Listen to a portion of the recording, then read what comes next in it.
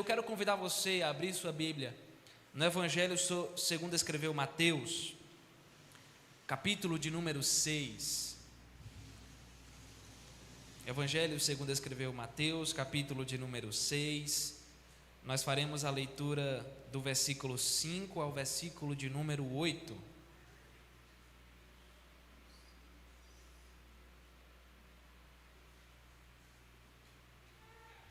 Evangelho segundo escreveu Mateus, capítulo de número 6, do versículo 5 ao versículo 8 eu estarei lendo e os irmãos acompanham comigo em suas Bíblias. Todos encontraram? Amém. O texto também está projetado, eu estarei lendo, acompanhem comigo a leitura da palavra de Deus. Mateus 6, do 5 ao 8 diz assim: E quando orardes, não sereis como os hipócritas, porque gostam de orar em pé nas sinagogas e nos cantos das praças, para serem vistos dos homens. Em verdade vos digo que eles já receberam a sua recompensa. Tu, porém, quando orares, entra no teu quarto e, fechada a porta, orarás a teu Pai que está em secreto, e teu Pai que está em secreto te recompensará. E orando, não useis de vãs repetições, como os gentios, porque presumem que pelo seu muito falar serão ouvidos. Não vos assemelheis, pois, a eles, porque Deus, o vosso Pai, sabe o de que tendes necessidade, antes que lhe peçais. A palavra oração certamente é uma das palavras que mais aparecem dentro do vocabulário cristão. Como cristãos, nós temos um certo vocabulário próprio, digamos assim. Algumas palavras que estão sempre presentes nas nossas afirmações, nos nossos questionamentos. Então, a palavra oração é uma dessas palavras muito presentes em nosso vocabulário, se nós de fato somos crentes em Cristo Jesus. Se algum irmão relata, por exemplo, que está passando por alguma dificuldade, nós costumamos dizer: eu vou orar por você, meu irmão. Ou então, nós vamos orar por você. Ou então, se o problema está acontecendo conosco, o que nós dizemos é: eu queria pedir que a igreja orasse por mim. Eu queria pedir que você, meu irmão, orasse pela minha vida. As músicas que nós entoamos, muitas vezes, falam sobre oração, carregam consigo essas palavras que remetem ao entregar-se a Deus dobrado, espiritualmente, orando ao Senhor. Nossos cultos iniciam e terminam com uma oração. Diante disso, é muito fácil concluir que a oração é parte integrante da vida cristã. É uma parte elementar, é uma parte importantíssima, é essencial da nossa vida. Só que, ao mesmo tempo, ela é uma das coisas que nós também mais negligenciamos. No último domingo, falando sobre leitura bíblica, eu falei que a leitura bíblica é uma das coisas que nós mais negligenciamos. E, junto a ela, se encontra, infelizmente, também a oração. É possível para nós falar muito sobre oração e, ao mesmo tempo, orar pouco.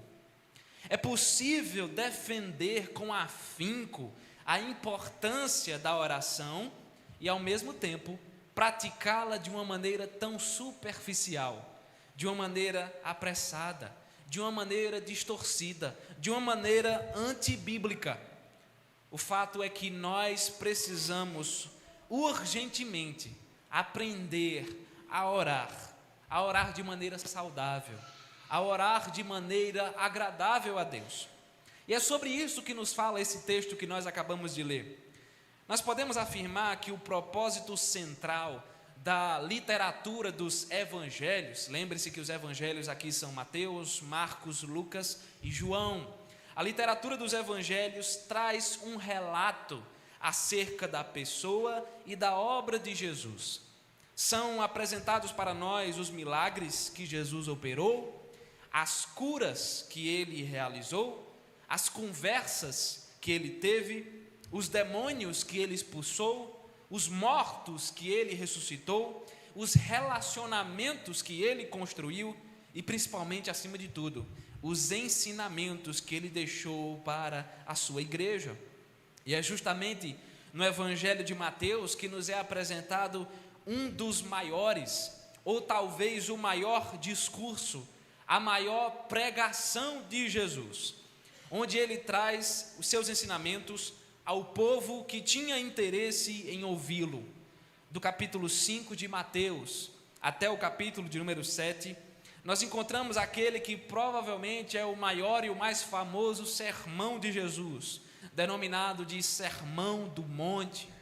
Aqui nesse sermão, Jesus expõe princípios e ensinamentos que devem ser observados pelos verdadeiros habitantes do reino dos céus. Esse sermão é chamado de Sermão do Monte porque Jesus estava rodeado por uma multidão, estava sendo seguido por uma multidão, e por causa disso ele sobe a um monte. Nós não sabemos que monte era esse, ali da região da Palestina, mas ele sobe a um monte, e ali ele começa a ensinar a toda aquela multidão.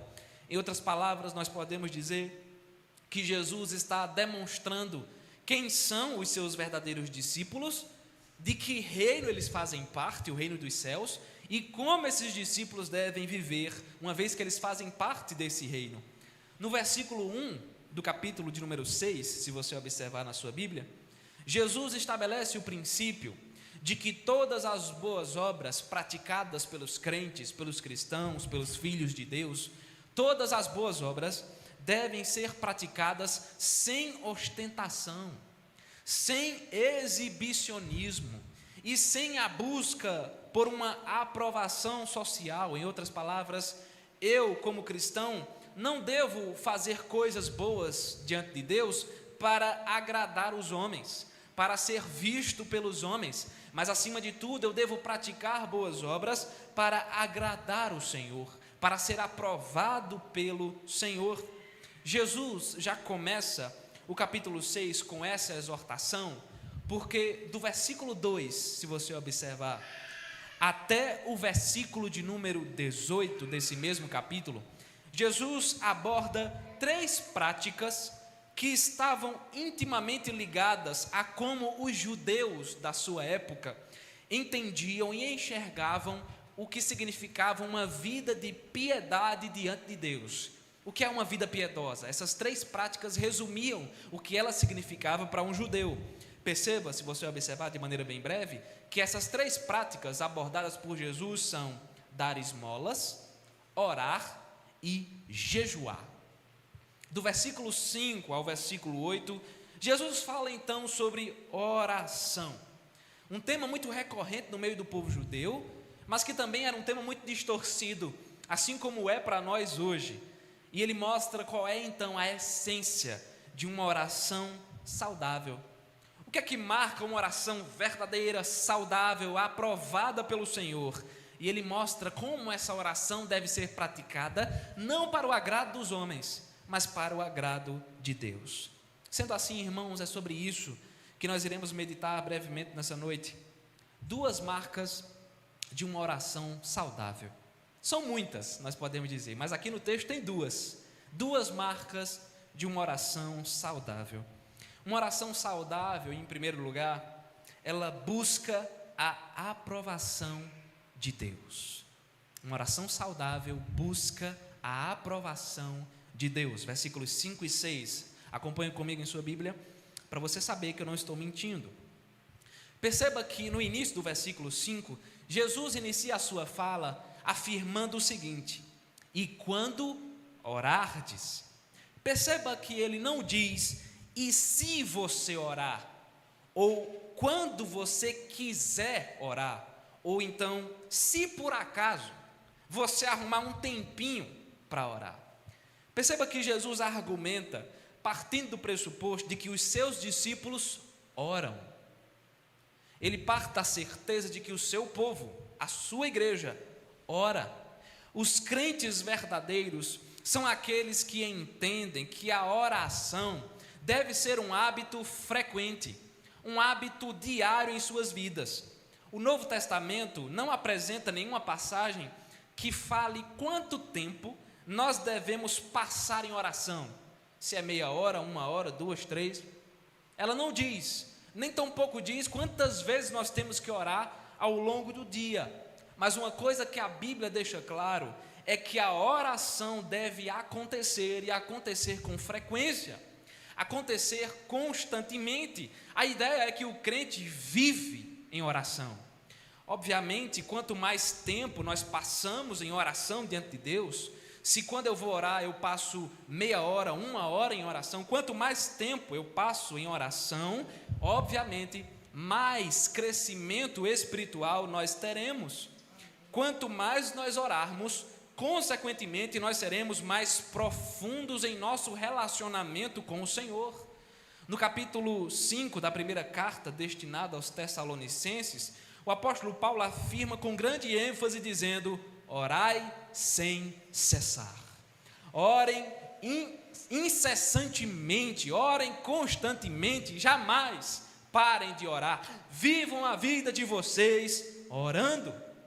Sendo assim, dando sequência à sua fala do versículo 5, Jesus afirma o seguinte: e quando orardes, não sereis como os hipócritas. Mas a pergunta é: quem são esses hipócritas citados no texto?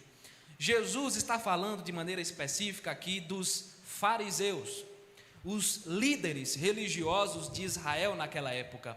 E essa fala é muito interessante, porque a palavra grega traduzida como hipócrita aqui, lembre-se que o Novo Testamento foi escrito originalmente em grego, e a palavra grega aqui normalmente também apresenta o significado de um ator, de alguém que literalmente está atuando. Isso acontece porque na Grécia Antiga, os atores de teatro, naquele tempo já existia teatro, os atores de teatro, eles quando iam fazer alguma apresentação, normalmente eles faziam isso usando uma máscara, eles faziam isso interpretando alguém que na realidade eles não eram. Era muito provável, talvez, um ator estar ali interpretando alguém que está feliz, com a máscara de felicidade, mas que por trás daquilo ele estava triste, estava com angústia no coração. Então os atores faziam isso, eles mostravam algo que na verdade eles não eram. É por isso que Jesus usa especificamente e estrategicamente esse termo, porque os fariseus hipócritas que são citados no texto faziam isso. Constantemente eles fingiam ser homens piedosos, eles fingiam ser homens de oração, eles fingiam ser homens que tinham uma vida agradável a Deus, só que tudo isso era mentira, tudo isso era falsidade, porque esses líderes religiosos não desfrutavam de uma verdadeira intimidade com o Senhor, não desfrutavam de uma vida que verdadeiramente estava consagrada a Deus. Mas o que é que esses hipócritas faziam então? Qual era a atitude deles no que diz respeito à oração, que é o nosso tema? Jesus afirma na sequência do texto: eles, esses hipócritas, gostam de orar em pé nas sinagogas e nos cantos das praças para serem vistos dos homens. As sinagogas eram os lugares de culto, digamos assim, e de estudo da lei de Moisés. Pense assim, é como se fosse um templo, certo? Onde os judeus se reuniam para cultuar e para estudar a lei, para ouvir a lei. Um local em que, obviamente, se praticava a oração. A oração existia dentro das sinagogas, e dentro delas, geralmente uma pessoa se assentava para poder orar. Quando ela chegava, como vocês estão aí agora sentados, ela não ficava em pé, mas ela se assentava e ali mesmo ela orava. O rabino, que era o professor, aquele que estava ensinando a lei, ele também fazia isso sentado. Não é à toa que você vai encontrar Jesus Cristo muitas vezes se assentando para ensinar, porque ele era um mestre em perfeição. Então o rabino, ele se assentava e começava a falar da lei de Moisés. Mas quando um fariseu, esse que está sendo citado aqui, quando um fariseu era convidado a orar na sinagoga, quando o rabino talvez dizia: eu queria pedir para o fariseu Joãozinho orar, fazer uma oração nesse momento, ele fazia questão de se colocar em pé. Todo mundo sentado, ele se colocava em pé para fazer a sua oração diante de todas as pessoas que ali estavam. Além disso, perceba que Jesus fala de sinagoga e de praça aqui. Os judeus também tinham uma tradição de orar 3 vezes ao dia. Acredito que até hoje existe. Tradição essa que normalmente era às 9 da manhã, meio-dia e 3 horas da tarde. Todo dia o judeu orava 9 da manhã, meio-dia e 3 horas da tarde. Então, quando dava a hora de orar, onde um judeu estivesse, no local onde ele estivesse, ele fazia a sua oração, era costume, era tradição. E os fariseus, sabendo que o horário estava se aproximando, não era acidente, não era imprevisto, mas sabendo que o horário se aproximava, com muita esperteza, planejando aquilo, eles faziam questão de estar em praça pública na hora da oração. 9 horas da manhã eles estavam no meio das pessoas, no meio da rua. Meio-dia eles estavam no meio da rua. 3 horas da tarde eles estavam no meio da rua. Para quê? Para que quando batesse a hora, a oração fosse feita em pé, na frente de todos que ali estavam, de maneira que o público pudesse assistir, pudesse contemplar, pudesse ouvir aquela oração. As pessoas, vendo essas duas situações, tanto na sinagoga quanto nas praças, muito provavelmente, quase que com certeza, achavam que os fariseus eram o quê? Homens de Deus. Certamente, ao verem essas cenas, as pessoas poderiam pensar o seguinte: veja só que homem de oração. Ele não perde o horário. Todo dia eu vejo ele orando, as 3 vezes, de manhã, de tarde, de noite. Ele usa as palavras mais sofisticadas, ele faz os gestos mais bonitos com as suas mãos, parece até que está fazendo uma apresentação. Esse sim é um homem temente a Deus, que homem santo. Só que na realidade, esses homens eram hipócritas, como Jesus está dizendo, porque eles estavam fingindo uma piedade que na realidade eles não tinham. Eles estavam fingindo um relacionamento com Deus que na verdade não existia. Não é à toa que eles são chamados no Novo Testamento de sepulcros caiados. Você chega num cemitério e você vê um túmulo, às vezes ele está bem cuidado, pintado, todo ajeitado, limpinho por fora, mas o que é que tem dentro daquele túmulo? Ossos, um defunto, um corpo que está apodrecendo.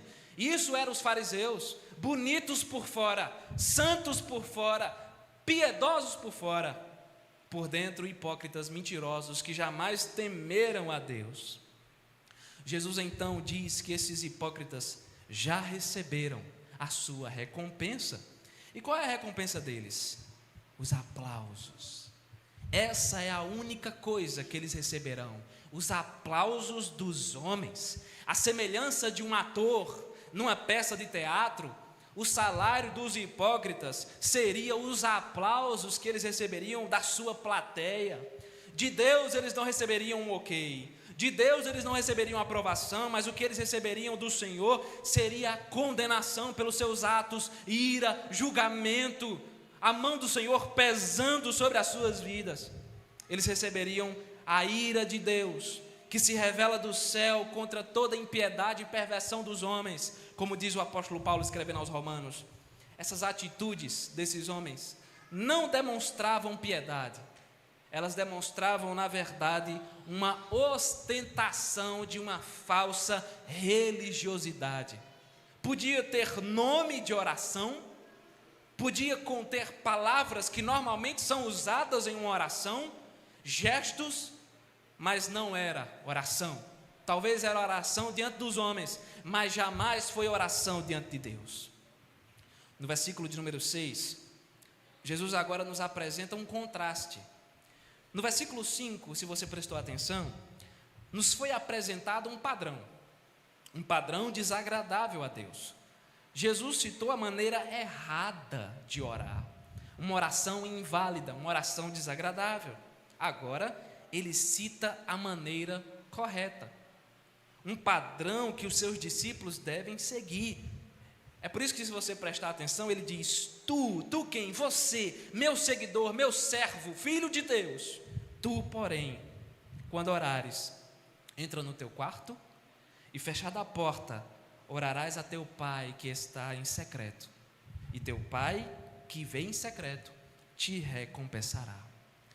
Jesus está dizendo que os crentes verdadeiros, fiéis, dedicados, oram, como ele já deixou claro, oram sem cessar, e oram não para receber elogios das pessoas.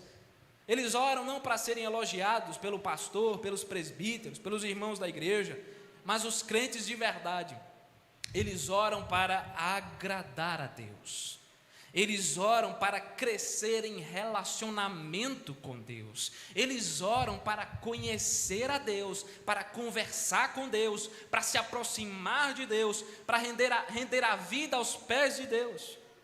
Aqui, claro, é importante deixar claro que Jesus não está proibindo a oração que é feita em público, certo? Não é isso que ele está fazendo.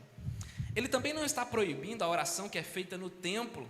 Então não é pecado orar ao lado de outros irmãos, não é pecado orar na frente da igreja, não é pecado. A questão não é essa. O que Jesus condena é uma oração feita com a intenção errada, uma oração feita com a intenção de agradar os homens e não a Deus, uma oração que na frente dos homens é toda maquiada, toda estruturada para que ninguém diga que você ora feio, mas que quando você está em casa, essa oração não existe. É isso que Jesus está dizendo.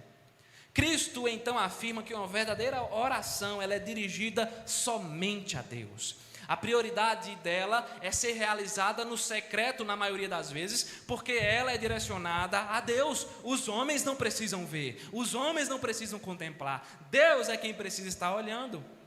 Em outras palavras, o que ele diz aqui é o seguinte: basicamente Jesus está dizendo, quando você entra no seu quarto, não na frente dos homens, não se preocupando em agradar o pastor, o presbítero ou seus irmãos que estão ao lado, mas quando você entra no seu quarto e começa a orar, Deus está te ouvindo, Deus está te enxergando, Deus está te recebendo. É por isso que você não precisa que mais ninguém esteja olhando para você, mais ninguém precisa ouvir você, somente o Senhor. Você não precisa reger a sua vida de oração para agradar os homens, você precisa reger a sua vida de oração para o agrado de Deus. E perceba que no final do versículo 6 ele diz: e teu pai, se você ora em secreto, se você tem uma vida de oração no secreto, o seu Pai Celestial que vê em secreto te recompensará. Essa afirmação não se refere a um processo de barganha, onde o crente ora e recebe tudo que quiser, sabe? Como se a ideia fosse assim: olha, ore direitinho na sua casa, que tudo que você pedir em oração, Deus vai te dar, porque Ele vai realizar todos os seus sonhos. Não é isso. Jesus está falando de recompensas muito mais espirituais do que materiais. Ele está falando de todo aquele que ora de maneira correta, e ele ora dessa forma, como consequência, o que acontece é que ele é abençoado espiritualmente pelas mãos do Senhor. É claro, irmãos, que isso implica dizer também que se nós oramos com a intenção de agradar a Deus, se nós colocamos a nossa vida na dependência de Deus, obviamente muitas das nossas orações serão respondidas positivamente, muitas delas serão respondidas com um sim, nem todas, mas muitas serão de acordo com a boa e soberana vontade de Deus. É fato que Deus responde orações e nos abençoa, inclusive de maneira material. Mas Jesus não está dando ênfase a recompensas materiais, Ele está falando de recompensas espirituais. A maior recompensa que nós podemos ter não é Deus dizendo sim quando eu peço alguma coisa para Ele, mas é Ele olhando para mim no secreto e dizendo: eu me agrado da sua vida. Irmãos, do que nos vale os aplausos? Do que nos vale os elogios? Do que nos vale a aprovação dos homens, se o Senhor de todo o universo nos rejeitar e pesar a mão sobre a nossa vida? Do que é que adianta nós realizarmos a mais bela oração durante o culto público, quando o presbítero chama durante a liturgia. Do que isso adianta se dentro da nossa casa não existe compromisso sincero de ter uma vida no altar de Deus? Nós jamais devemos enxergar a oração como um meio de autoexibição, de autoproclamação. A oração não deve ser um instrumento que promove a nossa própria glória. Nós devemos desenvolver uma vida de oração para que possamos estar mais perto do Senhor. Através da oração, nós vivenciamos coisas extraordinárias, nós vivenciamos a intimidade, nós vivenciamos a profundidade na presença de Deus. É através da oração que nós podemos crescer espiritualmente, crescer diante do Senhor. O crente verdadeiro não se preocupa com a opinião dos homens, ele se preocupa em agradar a Cristo Jesus, o nosso Senhor e Salvador. É Jesus quem nos ouve, é Jesus quem nos abençoa. Maravilhoso é fechar a porta do quarto e entrar na presença de Jesus, falar com Jesus, dobrar a vida aos pés de Jesus. Através da oração, meus irmãos, nós nos aproximamos do Senhor de todo o universo. Através da oração, nós nos aproximamos daquele que é o autor e consumador da fé. Nós podemos orar porque Cristo Jesus morreu na cruz do Calvário e abriu as portas para nós entrarmos na presença de Deus. Duas marcas de uma oração saudável. Nós acabamos de ver que a primeira marca é que uma oração saudável busca a aprovação de Deus. E em segundo lugar, uma oração saudável confia na providência de Deus. Uma oração saudável confia na providência de Deus. Versículos 7 e 8, vá acompanhando comigo.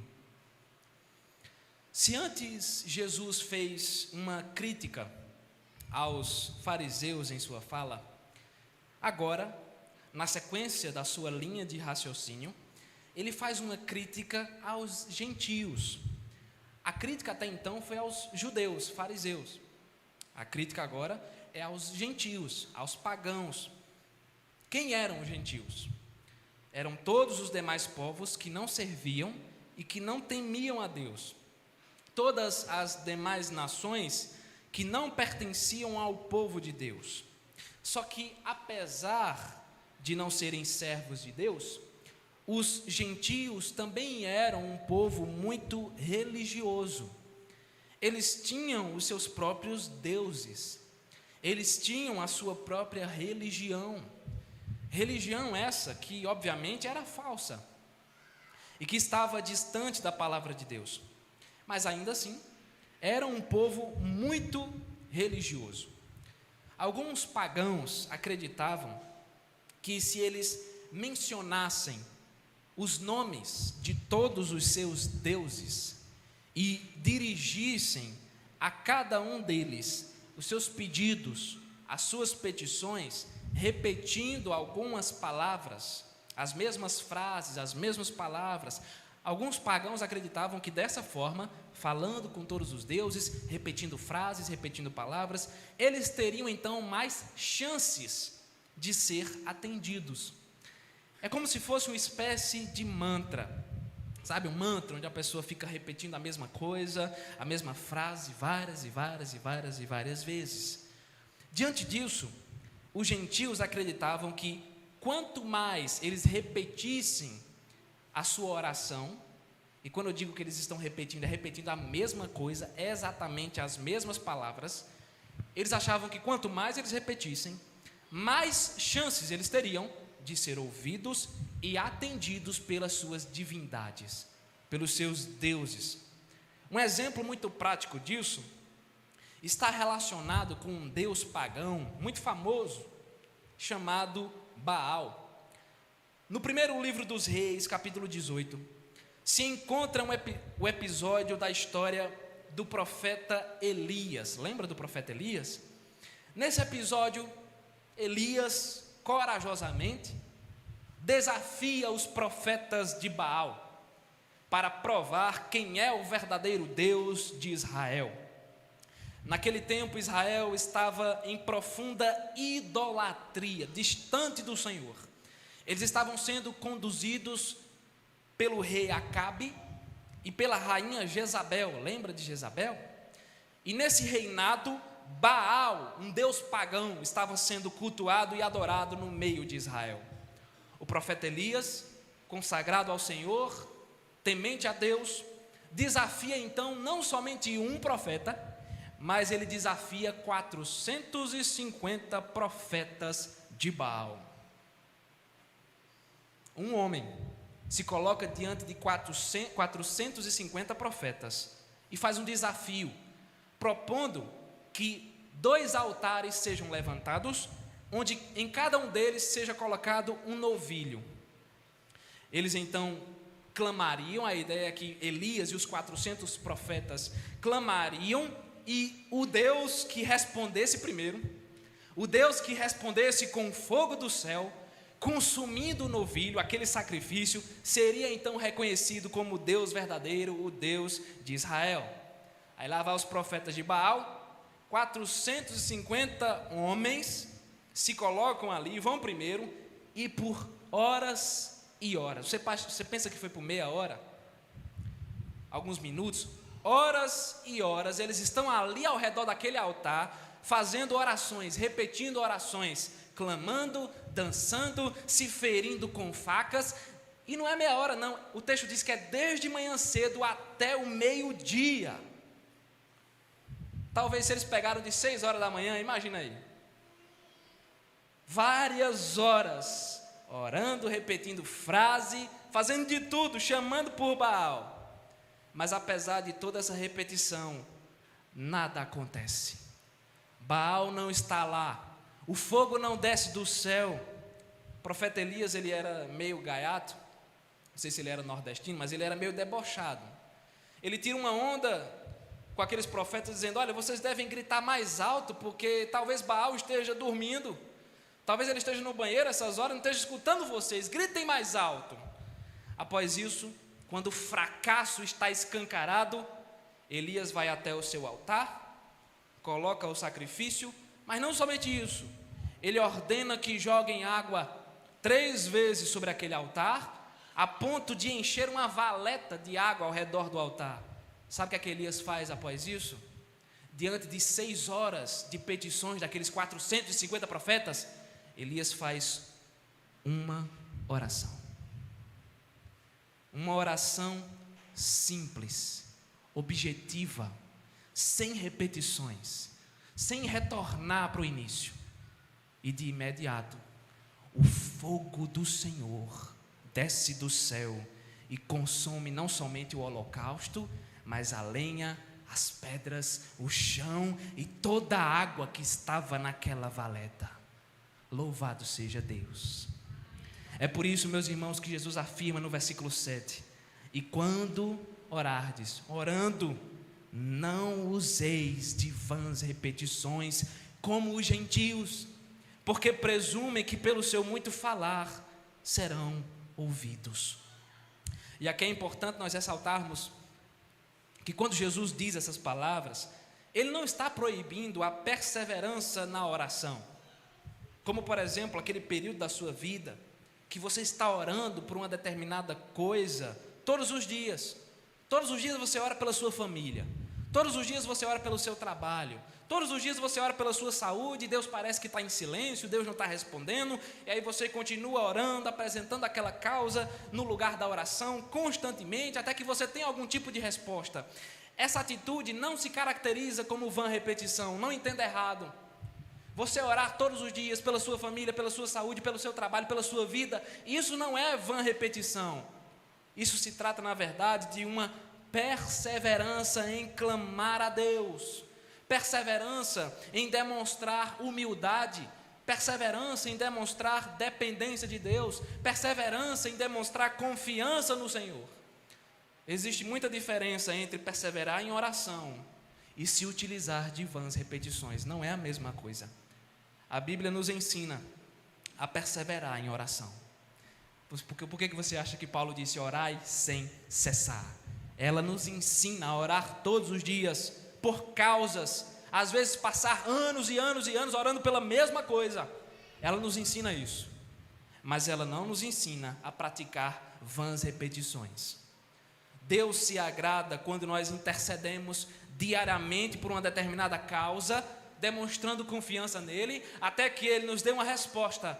Mas o Senhor não vai nos ouvir só porque nós estamos recitando ipsis literis, a oração do Pai Nosso 50 vezes, de joelhos dobrados ao pé da nossa cama. Pai nosso que está no céu, santificado. Deus não vai nos ouvir. Isso não é orar.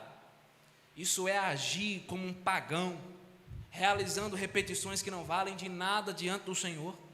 Jesus mostra que as vãs repetições são uma tremenda armadilha, porque isso nos leva a pensar que Deus só nos ouve quando nós passamos muito tempo chamando. Deus não me ouviu ainda, então deixa eu passar mais tempo chamando Ele para ver se Ele me ouve. Ou então, que Ele só nos atende quando nós utilizamos uma quantidade gigantesca de palavras, quando decoramos um discurso pronto, escrevemos ele, ficamos ali lendo e lendo e lendo e lendo, a mesma coisa diante do Senhor. Se a igreja agir dessa forma, ela será, diz a palavra, como os gentios, praticando orações monótonas, sem vida, sem sentido. A vida de oração dessa forma acaba se tornando só uma prática religiosa, sem valor. É religião, mas não é evangelho. A pergunta então é, por que nós não devemos orar como gentios? O versículo de número 8 nos responde, se você observar. O texto diz, não vos assemelheis, pois, a eles, porque Deus, o vosso Pai, sabe o de que tendes necessidade, antes que lhe peçais. Sabe por que um cristão verdadeiro não precisa ficar repetindo a oração do Pai Nosso? Sabe por que um cristão verdadeiro não precisa rezar a Ave Maria, o Rosário ou qualquer outra coisa do tipo, 50 vezes ali? É porque Deus conhece todas as nossas necessidades. Deus sabe das necessidades dos seus filhos, antes mesmo deles pedirem alguma coisa em oração. Deus é onipotente, onipresente, onisciente. Ele tem todo o poder, Ele está em todos os lugares e Ele conhece absolutamente todas as coisas. O Senhor não é como os deuses da imaginação humana. Deus conhece os menores detalhes da vida dos seus filhos. Ele sabe não somente de tudo que o seu povo precisa, mas sabe exatamente o que a sua igreja necessita. Os primeiros 4 versículos do Salmo 139, escritos pelo rei Davi, afirmam: Senhor, Tu me sondas e me conheces, sabes quando me assento e quando me levanto, de longe penetras os meus pensamentos, esquadrinhas o meu andar e o meu deitar, e conhece todos os meus caminhos, ainda a palavra não me chegou à língua, e Tu, Senhor, já a conheces toda. Daí alguém pode perguntar, mas se Deus já conhece tudo, por que nós oramos? Do que nos serve fazer pedidos em oração? Nós oramos, não para informar Deus, como se fosse a sessão do Jornal Nacional. Nós oramos porque demonstramos através da oração a nossa dependência de Deus. Nós oramos para demonstrar que confiamos e esperamos em Deus, mesmo que Ele conheça todas as nossas necessidades. O Mestre Jesus deixa claro que uma vida de oração genuína e saudável implica no fato de que os crentes têm a certeza de que Deus ouve e atende às orações do seu povo. É por isso que nós não precisamos repetir frases, porque o Senhor só precisa ouvir uma vez. Você não vai receber respostas porque ora muito por uma coisa só. Deus só precisa ouvir uma vez. Deus não é moco, como muitos de nós o somos. Uma oração confiante parte de uma pessoa que colocou a sua confiança na maravilhosa graça do Senhor. Uma oração confiante parte de uma pessoa que colocou a sua confiança na obra redentiva de Cristo Jesus, que foi realizada na cruz do Calvário. Deus conhece o seu povo desde antes da fundação do mundo. Ele é a luz que conduz os passos dos seus filhos através da obra da providência. Irmãos, como crentes em Cristo Jesus, Nós somos o povo de Deus. Se somos crentes, se Jesus mudou a nossa vida, nós somos a igreja de Deus. Dessa forma, nós devemos crer de todo o nosso coração que o Senhor ouve as nossas orações, não por causa da quantidade de palavras que nós usamos, não por causa de repetições discursivas. O Senhor nos ouve e nos atende porque Ele nos conhece, Ele sabe das nossas necessidades. Deus é gracioso, Deus é bondoso e misericordioso para conosco. Por meio da fé em Cristo Jesus, nós temos livre acesso à presença de Deus, livre acesso ao lugar santíssimo da eterna comunhão com o Senhor, aquele que é o nosso eterno Redentor. Nós confiamos no Senhor, nós descansamos na sua providência, porque Ele é quem cuida da nossa vida. Ele é quem guia os nossos passos, foi Ele quem escreveu a nossa história antes da fundação do mundo. Ele é o nosso amparo, o nosso escudo, a nossa fortaleza, o nosso socorro bem presente nas tribulações. Orar, meu querido irmão, é um privilégio, orar é uma dádiva, porque é através da oração que o nosso coração se prostra totalmente na dependência de Cristo Jesus. Mas então, o que é que nós podemos trazer para o nosso coração?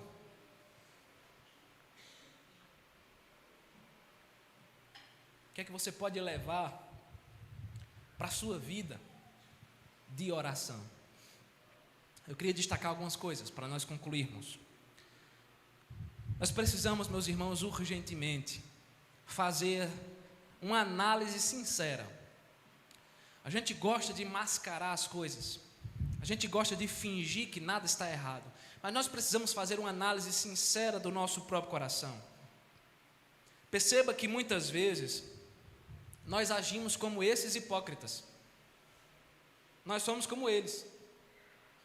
Dentro da igreja nós demonstramos uma piedade que muitas vezes não existe.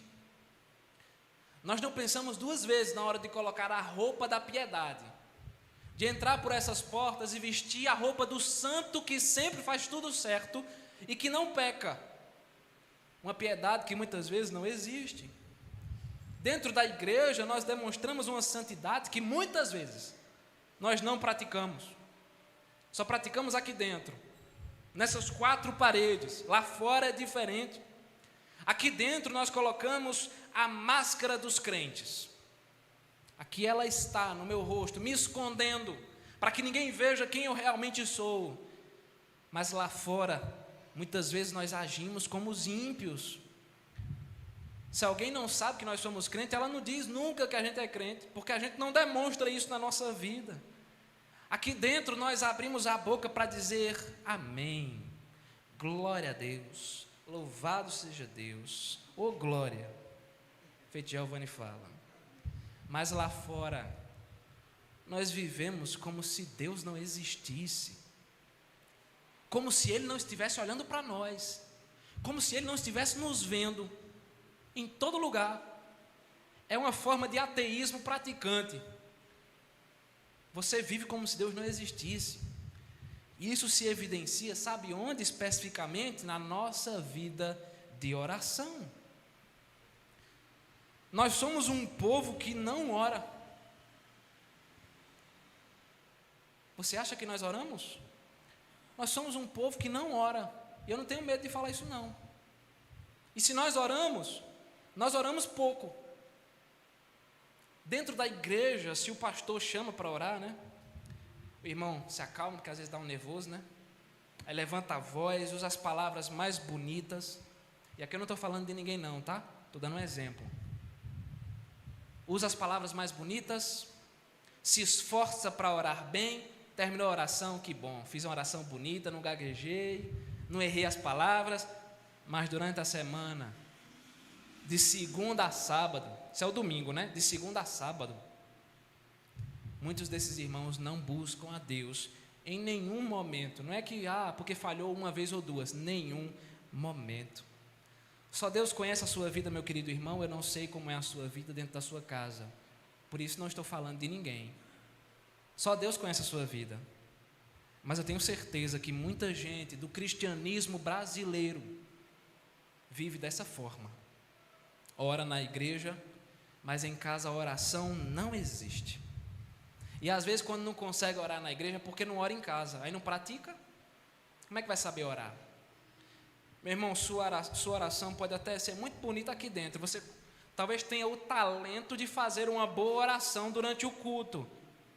Mas ela não vale de nada. Deixa eu dizer uma coisa para você. Sua oração aqui dentro, com poucas ou muitas palavras, ela não vale de nada se em casa você não ora.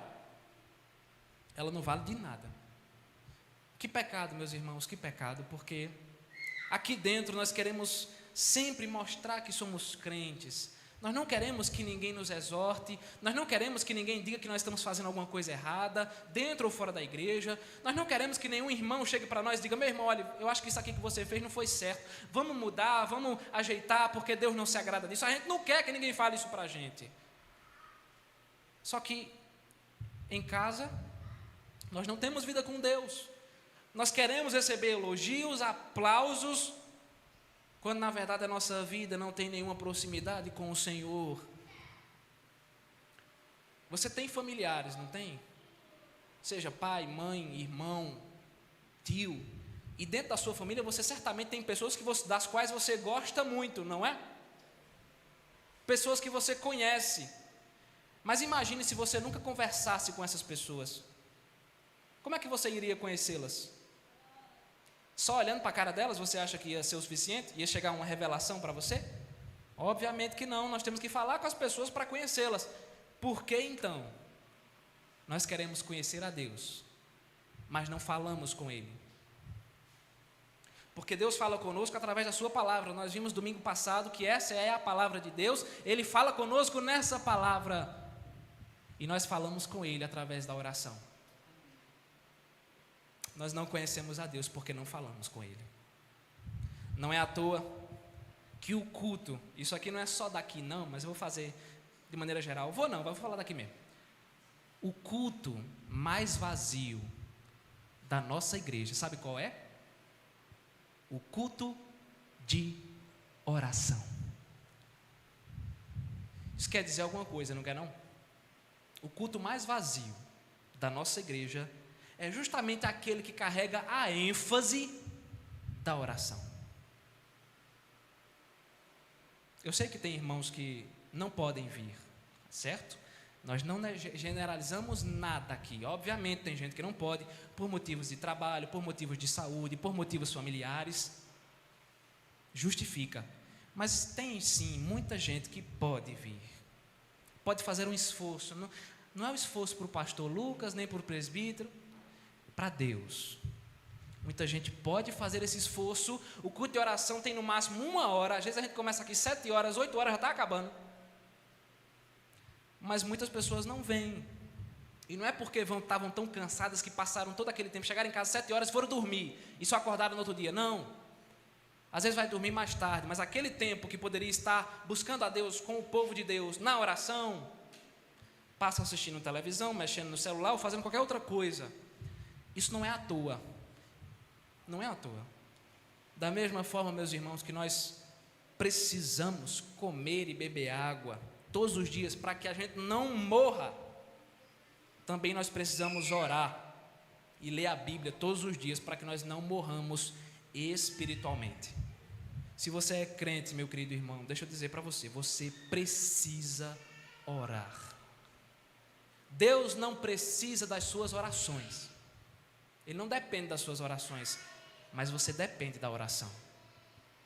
É a mesma coisa de você parar de comer, você parar de beber água, de se cuidar. Não só nos domingos, mas todos os dias. Só assim, meus irmãos, só assim nós poderemos viver uma vida agradável a Deus e não aos homens. Sem oração nós podemos agradar aos homens, sim. Mas sem oração não há como agradar a Deus, não há como, é impossível, não tem uma exceção, é impossível. Nós devemos orar, não esperando que Deus realize todos os nossos sonhos, mas na certeza de que as bênçãos da graça e da misericórdia estão pairando sobre a nossa vida. Não tem problema você orar bonito na igreja. Ore bonito, meu irmão. Ore bonito, se dedique. Desde que você ore todos os dias dentro da sua casa.